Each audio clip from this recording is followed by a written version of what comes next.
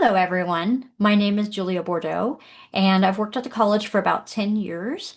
And my background is actually in communication. I have a Master's of Arts in interpersonal communication. So today I'm going to talk to you about what exactly communication is. In this module, you will learn what communication is, what mediated communication is, and why context matters so much when we communicate. So before we get started, I'd like for you to take a minute to pause and think about what you think communication is. So you are welcome to write this out on a piece of paper or even just think about it, but I'll give you just a minute to pause the video now. Now that you've thought about what communication is, let's talk about what it actually is. So according to the experts, it's a continuous transactional process involving participants who occupy different but overlapping environments and create relationships through exchange of messages, many of which are affected by the external physiological and psychological noise. So let's dig into that a little bit more. So this is a theory, and you don't need to necessarily remember the name of this theory or write all this down or anything. But this is the transactional communication model. And this model, I think personally, does a very good job of representing what's actually going on when two people communicate. Many people think that communication is just, I'm communicating to you and that's it. But there's a lot more going on. So let's say I'm person A. And let's say we were in a room together and you are person B. So if I'm communicating a message to you, I'm sending you a message. I'm sending you signals. I'm sending you nonverbal communication, body expressions, facial expressions, posture, all kinds of things. And then you are then receiving that message. Okay. But you're also sending messages back to me, letting me know if my original message is being received or not. And basically noise is really just anything that can impact that original message. So anything that can impact how that message is received, okay? And then channels are really just the medium or how you are communicating. So noise, there's three different kinds of noise. There's physiological noise, psychological noise, and just actual physical noise. So physical noise could be something that's going on in the room. Maybe the TV is on very loud. Maybe you're talking to your friend, but the TV is on very loud. And, that impacts the communication. Or perhaps, you're in a classroom and there's other people sitting outside of the classroom talking very loudly. And it's making it difficult for you to hear the message of the professor. Physiological noise is anything that's happening inside your body. So anything like a headache, or maybe you're hungry, or maybe there's plenty of other examples. Maybe you're feeling sick. Anything that again impacts the message we send it. So even if you're communicating and if you're not feeling very well, you may not be at the top of your game, right? And then psychological noise is anything that's happening in your mind. So perhaps you're trying to communicate to someone, but you are really worried about something else and you're just not doing a very good job of communicating a message. Another example, I usually have given this example in my classes, is that, if I'm lecturing and I am, maybe stressed out about work, I may not be as an effective of a lecturer or as effective as a professor as I normally would be if I wasn't stressed out. Same goes for you all as students. You might be in a classroom and you're, worried about an exam, or maybe you're worried about, a fight that you had with your boyfriend or girlfriend. It's going to be a little bit harder for you to pay attention and actually receive that message. So there is quite a bit going on when we communicate. It really is a two-person dance, and it's a lot of messages being received and sent back to the original communicator to let them know if that person is receiving the original message.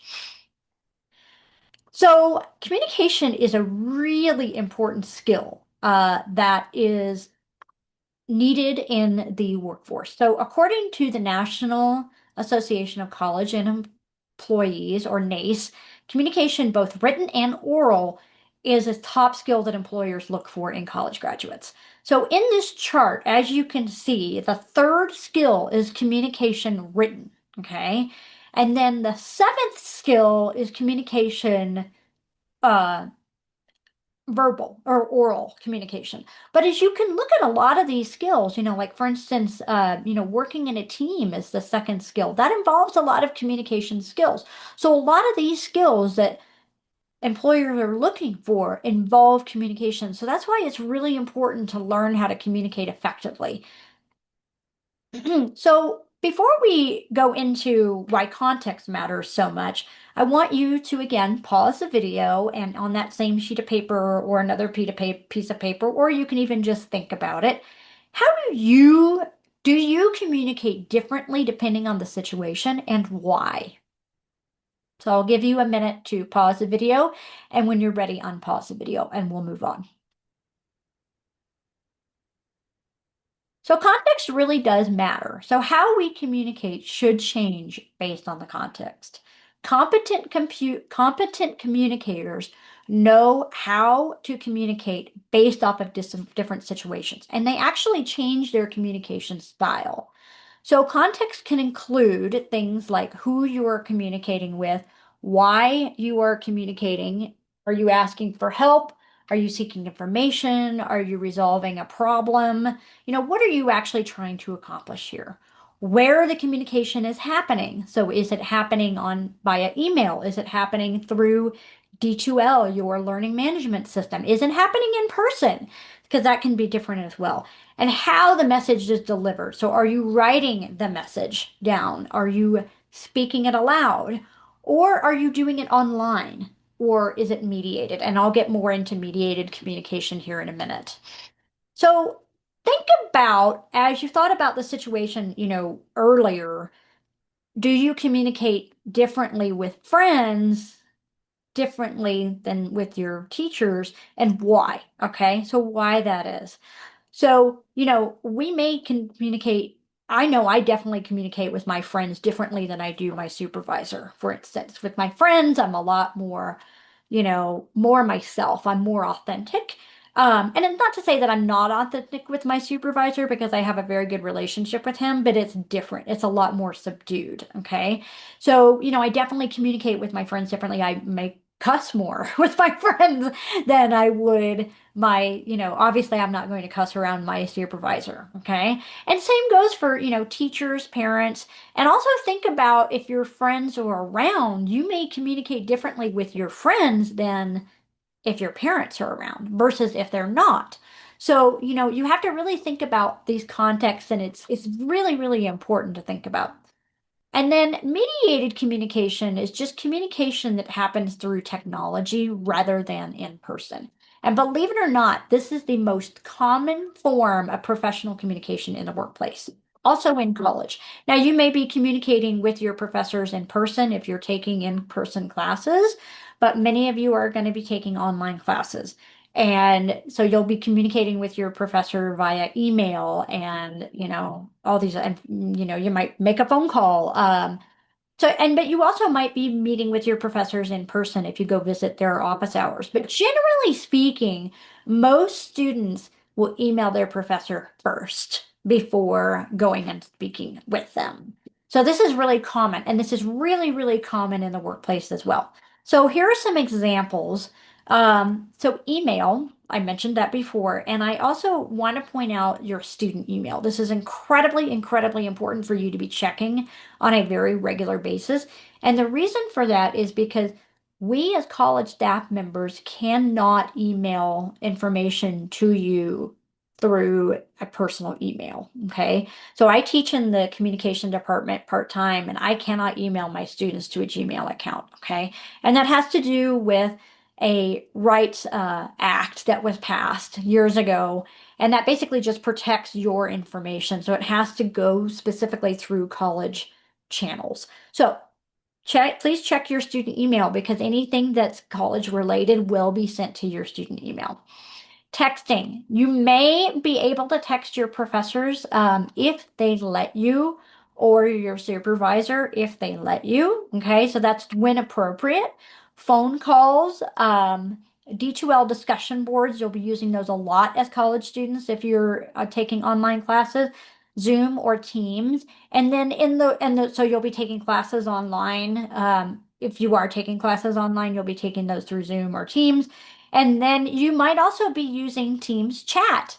We at the college here are Microsoft College, so we use Microsoft Teams for our communication and then also WebEx as well. But in the workplace, you may be using things like Slack or Google Chats or many other different chat communication functions. So why does context matter so much more online? Well, plain and simply, messages can be easily misinterpreted. There's a lot that's missing when you're just texting someone. You're missing those body languages or those facial expressions. And also, even like right now, I'm communicating to you via mediated communication because I'm using Zoom, but it's limited in terms of body language and facial expressions. Okay. For instance, you see me sitting down here, but you don't, see the full effect of who I am. And you're seeing a very two-dimensional image. Okay. So it's limited, and so it's easy to misinterpret messages, okay? And then messages are also permanent and shareable. So when you post something online, let's say on Facebook or TikTok or Twitter or whatever social media app that you're using, or even email, for instance, that is permanent. That is a permanent document that lives, in the cloud, basically. But anyone can get access to that. And more importantly, it's shareable. So be very, very careful about what you post online. I've heard of many, many people who have applied for jobs and then they don't get the job because the employer then goes back and looks at they do like a social media, they look at their social media posts and they found all kinds of, just things about them, like, that they partied a bunch in college and that, so be very careful. And it doesn't seem very professional. So they actually haven't gotten the job. So it's really, really important. And now that's dependent on the industry, of course. For instance, if you're going into communication, like specifically marketing, you want to make sure that your social media persona is top notch and professional. Okay. Now, that might not be the case for other industries, but it's still just important to remember what you're posting online has an impact on other people because it can be misinterpreted because you're missing these nonverbal things. Sometimes you're missing the tone, sometimes you're missing body language, facial expressions, etc. And that these messages are permanent and shareable. Anybody can see them. So here are just some examples of some of the communication types of things that you'll be doing in college, and then some of the communication types of things that you'll be doing in the workplace. So in college, you'll be emailing a professor, and then in the workplace, obviously, you might be emailing a supervisor or a colleague. I do that all the time, or a client. Okay. And then in college, you'll be posting on D2L, which is this is where all your in-person and online classes kind of live. So you might be posting some discussion questions on D2L, but in the workplace, you wouldn't be doing that so much, but you would be participating in team chats or forums. So in college, you might be working on group projects and for a grade. So in the workplace, you don't necessarily work on group projects for a grade, but you will be doing a lot of collaborative teamwork. For instance, I do this a lot in my job. I work across the college with many, many people, to make events or, to roll out a new initiative or anything like that. And then in college, you'll be attending Zoom classes if you are doing online classes, but in the workplace, you may be doing virtual meetings. So for instance, I usually have a one-on-one with my supervisor. But this week and we usually do it in person, but this week he needed to work from home, so we switched to a virtual meeting. So in the next module, you'll learn more specifically about how to write emails to professors, how to make a phone call to a professor, how to actually use these mediated channels to reach out to your professor. I hope you stick around and have a great day.